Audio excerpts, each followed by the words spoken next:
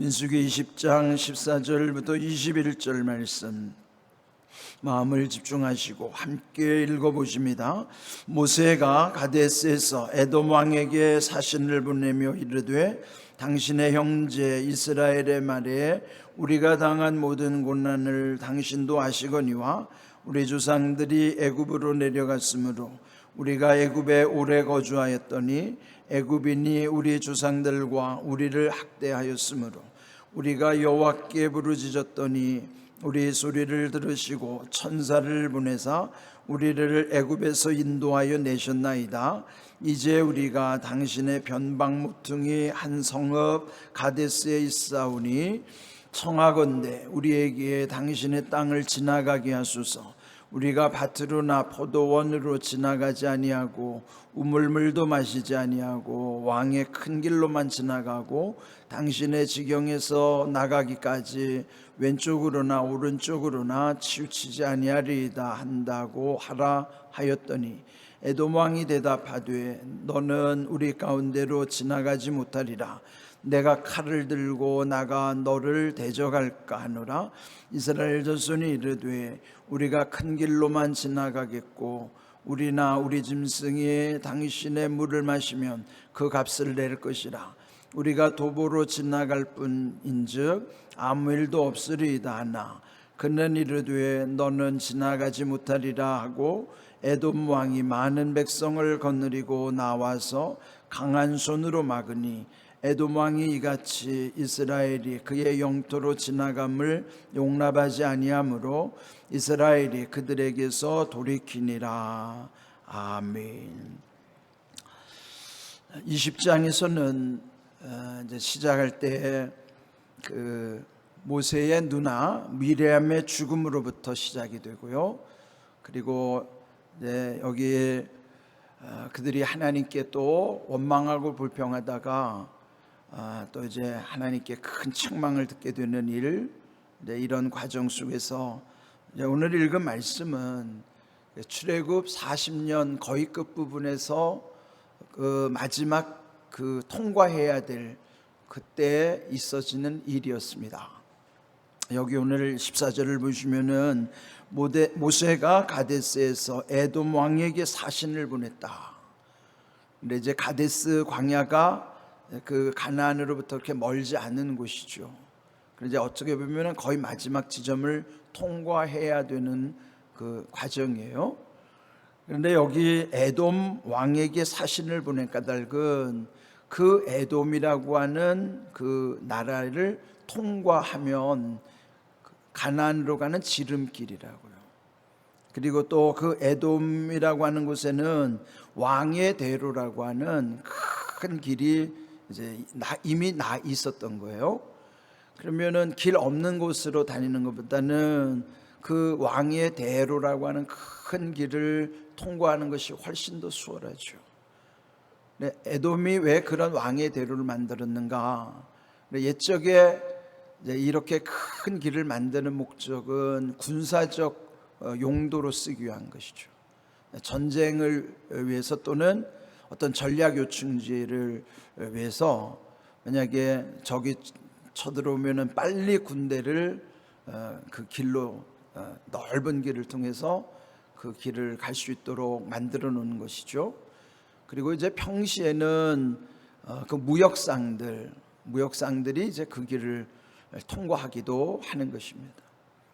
이런 용도가 있기 때문에 이 모세가 그 에돔 왕에게 사신을 보내서 이런 여러 가지 상황을 설명하도록 하는 내용이에요. 여기 14절 둘째 줄에 보면은 당신의 형제라고 그랬죠. 그러니까 이 에돔이라고 하는 것은 원래 그 조상이 에서예요. 그럼 에서는 야곱과 형제가 아니잖아요. 그의 아버지가 이삭이었고 할아버지는 아브라함이니까 아브라함의 큰 아브라함 민족으로 보면은 다 형제가 아니에요. 그래서 당신의 형제 이스라엘 이렇게 표현을 하는 것이죠. 지금 여기 왜 이들이 여기에 왔는가? 그리고 왜 그 에돔의 그 왕의 대로를 통과하고 싶어 하는가를 설명하는 내용입니다. 이제 그 과정에서 보면은 우리가 당한 모든 고난을 당신도 이미 아시는 바와 같이 옛적 우리 조상들이 애굽으로 내려갔다가 거기에 거주했는데 그 조상적부터 학대 당하다가 아주 400년 만에 하나님이 이렇게 가나안으로 인도하게 되셨다 하는 내용이었어요. 근데 그 과정의 16절, 우리가 여호와께 부르짖었더니 우리 소리를 들으시고 천사를 보내사 우리를 애굽에서 인도하여 내셨나이다. 네, 여기서 중요한 게 뭐냐면 그런 고통 속에서 그들이 하나님께 부르짖었고 하나님이 그 기도 소리를 들으시고 천사를 보내주셔서 이렇게 인도해 주셨다 하는 내용이에요. 네, 그 40년 세월을까지 장황한 것을 다 말할 수 없죠. 그렇지만은 가장 중요한 핵심은 우리가 이런 고통 속에서 하나님께 부르짖었고 하나님은 우리의 부르짖음을 들으셨고 천사를 보내시고 인도해 주셨다. 이거는 뭐예요?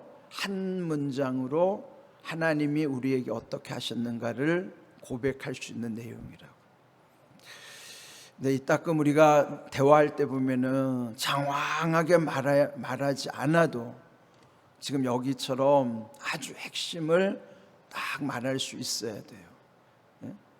물론 그동안에 있었던 과정에 대한 설명도 중요하지만 우리의 모든 하나님과의 관계에 있어서 이렇게 명확한 결론을 말할 수 있어야 된다고요. 우리가 흔히 말하는 대로 모든 것이 하나님의 은혜입니다라고 하는 것도 그 중에 한 표현이죠. 은혜 아니고는 설명할 수 없는 우리 인생에 다 여러분 속에 하나님의 은혜 주심에 대한 체험이 있을 거예요. 이런 고백이 참 중요하다고 저는 생각을 합니다. 그리고 기도할 때마다 그 짧은 순간이지만 그 상상 속에서는 굳이 많은 시간이 필요하지 않아요. 어떻게 보면은 막 스쳐가는 그 순간순간들 속에서 여러분의 인생에 중요했던 일들이 막 지나갈 거라고요. 네, 그 과정 속에서 우리가 놓치지 말아야 할 부분이 하나님이 함께 하시는 은혜를 항상 기억하면서 살아가는 것이죠. 지금 모세도 그 민족 가운데 하나님이 어떻게 하셨는가 하는 거예요. 그리고 이 패턴, 이런 거는 패턴이라고 하는 거예요. 패턴은 아예 고정적으로 성경이 우리에게 말씀해 주시는 것은 옛적에 그리했던 것은 지금도 그리하다는 거예요. 그러면 여전히 하나님은 우리의 부르짖음에 귀 기울이실 뿐만 아니라 또 그때마다 또 여기서 말씀하신 대로 천사를 보내신다 하는 거예요.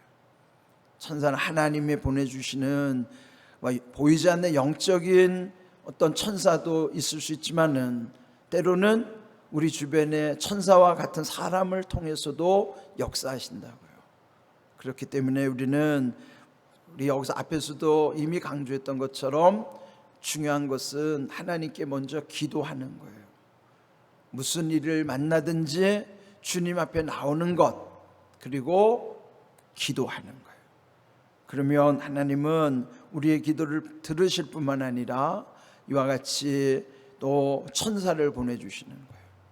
영적인 천사를 보내주시든지 내 주변에 뜻하지 않는 어떤 천사와 같은 사람을 보내주시든지, 그래서 하나님은 우리의 길을 열어주시는 은혜를 우리는 기억해야만 하는 것이죠. 자, 이렇게 그 형제 민족인 에돔족 속에게 간청을 하지만은 그러나 그 에돔 왕은 아주 냉정한 거예요. 오히려 여기 이제 17절 모세가 그 사신에게 보내서 말하기를 우리에게 당신의 땅을 지나가게 하소서. 우리가 밭으로나 포도원으로 지나가지 아니하고 당신의 물도 마시지 않고 오직 왕의 큰 길로만 지나가고 당신의 지경에서 나가기까지 왼쪽으로나 오른쪽으로나 치우치지 아니하리이다. 피해를 전혀 안 주겠다는 거예요. 그냥 그 왕의 대로만 곧장 지나가겠다는 거예요. 신속히 지나가겠다는 거예요. 그런데도 18절 보시면 그 에돔 왕이 대답하기를 너는 우리 가운데로 지나가지 못하리라. 내가 칼을 들고 나가 너를 대적할까 하노라. 못 들어오게 막는 거예요. 들어오면은 다 칼로 그냥 베버리겠다는 거죠. 근데 이런 거 보면은 이 모세 입장에서는 우리가 형제 민족이니까 분명히 우리의 딱한 처지나 형편을 이렇게 말하면 분명히 이렇게 해줄 거다라고 하는 기대감을 가지고 가는 것이죠.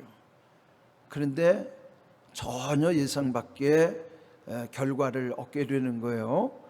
이런 거 보면은 사실 우리도 그렇잖아요. 형제 간에 이런 어떤 서로 의지하면서 살면서도 기대감을 갖지만 정말 어떤 때 보면은 형제지간이 우리 주변에 가까운 이웃만도 못할 때가 많아요.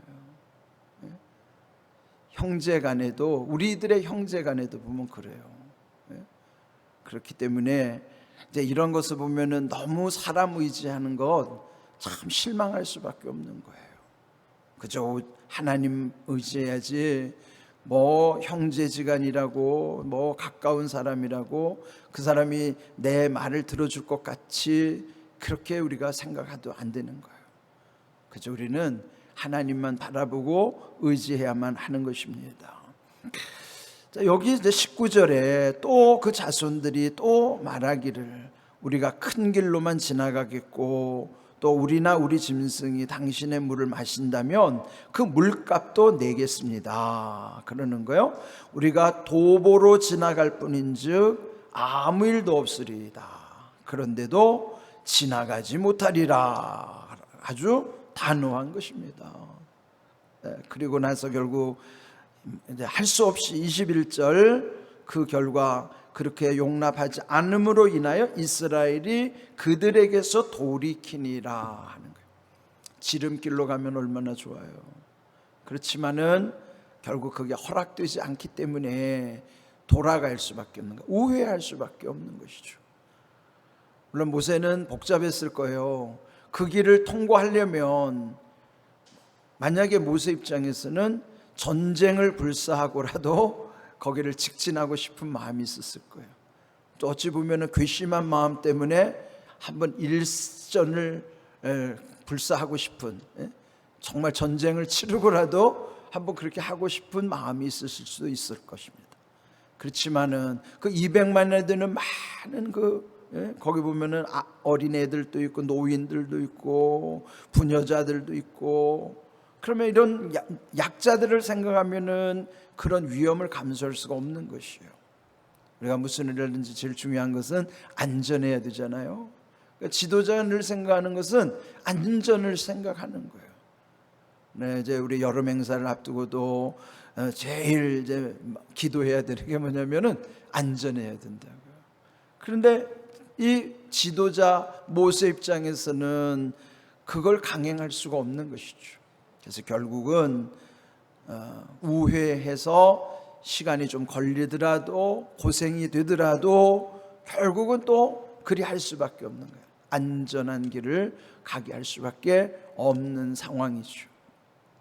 자, 오늘 말씀에서 우리가 깨닫는 것은 우리가 생각하는 대로 안 된다고 하는 것, 그리고 우리가 생각하는 것처럼 지름길로 편하게 가고 싶은 것, 그건 우리 누구에게나 다 원하는 바지만 그렇더라도 내 뜻대로 안 되고 길이 막힐 때가 있을지라도 우리는 그때도 여전히 먼저 이렇게 하시고자 하는 하나님의 뜻이 있을 것이다.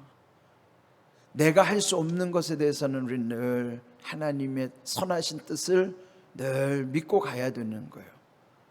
우리 인생에 보면은 결정적으로는 내가 할 수 있는 게 그렇게 많지 않아요. 근데 그럴 때 결국은 하나님께 맡기고 기도하면서 하나님이 이 상황 속에서 우리에게 나타내시고자 하는 선하신 뜻이 무엇일까?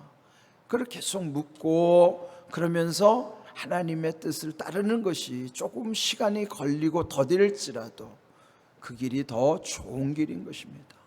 오늘 이 주신 말씀 속에 우리도 이따금 조바심이 날 때가 있죠. 서두르고 싶고, 그러다 보면은 조급함 때문에 일을 그르치기가 쉬워요. 저는 목회의 앞으로 남은 삶을 돌아보면서 하나님 앞에 간구하는 그런 기도가 있어요. 그리고 말씀 속에 주시는 게 있어요. 절대 서두르지 않겠다. 절대 무리하지 않겠다. 제가 하나님이 주시는 지혜이기도 하지만 그건 저 욕심이에요. 욕심 가지고 목회하면 교회가 힘들어지고 성도들이 행복하지가 않아요. 저도 마찬가지예요. 제가 행복해야 여러분이 행복한 거예요. 지도자가 행복해야 함께하는 이들이 다 행복한 거예요.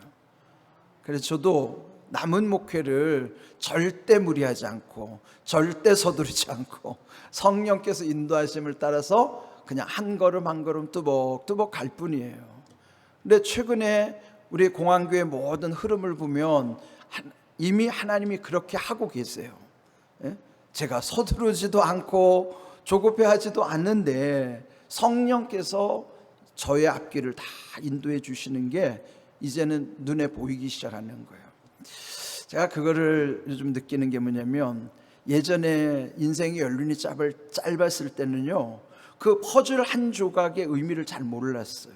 근데 이제 이 퍼즐 한 조각들이 제 나이가 60이 되면서 어느 정도 이렇게 퍼즐이 이만큼 완성되고 나니까 남은 퍼즐이 이제는 보여지는 거예요. 이제.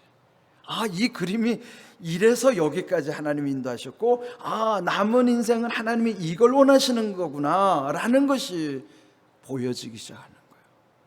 큰 그림에서 그 부분이 조금 보일 때는 몰라요. 이게 도대체 무슨 의미인지. 그런데 점점 보이기 시작하면서부터 이제 남은 부분이 얼마 안 남으면 그림이 이제는 거의 상상이 되는 거예요. 이 그림이 이렇게 갈 것 같구나. 하나님이 그리시고자 하는 그림은 이거겠구나. 보여지기 시작하더라고요. 그래서 요즘 저는요, 하나님이 보여주시는 그림이 얼마나 재미있는지 몰라요. 그래서 우리는요, 우리 인생의 뜻, 내 마음대로 안 된다고 서두르도 안 되고, 그걸 무리해서 억지로 하려고 하면 더 큰일 나는 거예요.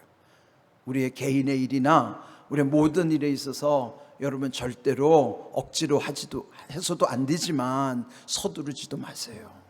그저 하나님의 은혜 가운데서 주님의 인도하심을 따라서 한 걸음 한 걸음 뚜벅뚜벅. 그런데 우리에게 중요한 거는 홀로 가는 게 아니고 주님이 함께 하실 뿐만 아니라 주님 안에 있는 우리 모두가 함께 손잡고 가는 거예요. 이게 뭐예요? 동행이에요. 그 어디서부터 와요? 공감, 감동 가운데 동행. 그래서 행복을 향해서 복음 전파, 천국을 향해서 우리는 함께 가는 거예요. 이 그림이 얼마나 행복한 그림입니까? 공감으로부터 복음 전파의 끝에 천국이 내 앞에 있다는 것이 얼마나 행복한 완성된 그림이에요. 그 그림을 생각하면 얼마나 행복한지 몰라요. 그런 은혜 가운데 우리 인생이 하나님의 인도하신 가운데 살아갈 수 있기를 주님의 이름으로 축복합니다. 아멘.